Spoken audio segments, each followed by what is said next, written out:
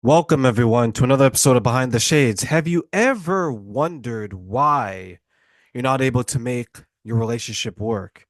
You know what's interesting is sometimes you'll log in online, right? You'll go to, let's say, your favorite social media, it could be Facebook, Instagram, TikTok, whatever it is, YouTube, and you'll start to go down like this rabbit hole, and you begin to see people that have similarities to you, right? They have a common cause or a common struggle. And what's interesting is that you begin to watch one video, one short, two videos, five videos, and then you begin to realize that, okay, I can relate to this. But what you don't realize sometimes is your perspective is being changed because now you're united not by the love of a relationship, the love of success, the love of finding something that's going to bring you happiness. You're united by the dislike of something, the hatred of a behavior. And then what you start to notice is that the people around you start to have the same type of thoughts, mindset. Because subconsciously you've began to push people away who don't have these thoughts. And now you begin to surround yourself with people who have these thoughts. And now you don't get a contrast.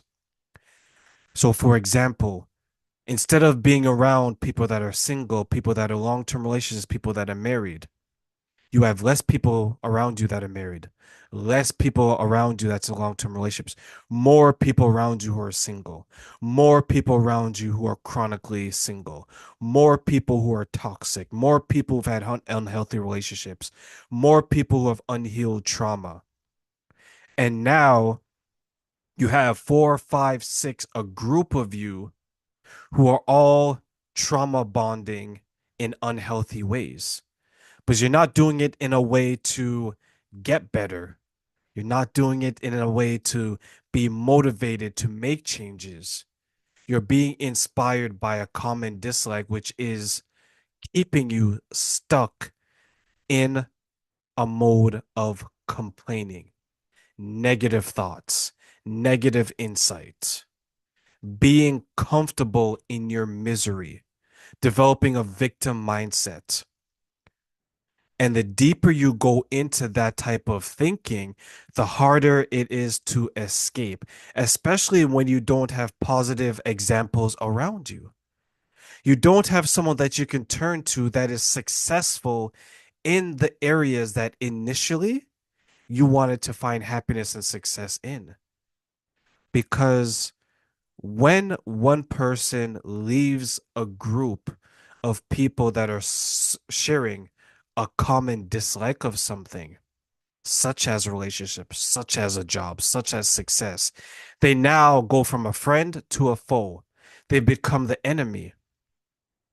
You ever seen a group of people that have been single almost their entire life? They just can't make things work. And then one day, someone comes along. They see someone they like. They've made changes in their life. And then all of a sudden, they're in a relationship and they're the happiest they've ever been. And now their friends begin to pull away. They look at them differently. They make little jokes about their relationships. They say things that maybe are inappropriate. They don't appreciate that this person has found the type of love that they want. They no longer view the person as one of them. They view them as someone that's totally different. Even though they're the same person, personality wise, they just have now a partner. And that's where you have the saying, misery loves company. It's dangerous to get caught up in this type of thinking, in this type of environment. But it happens so easily because the start of it is usually just a click of the button, an innocent viewing of something, an innocent binging of something. And then before you know it, you are no longer the person that you were 3 months ago, 6 months ago, before you started watching these things, before you got caught up. And that's where a lot of people end up in trouble because they've made the choice.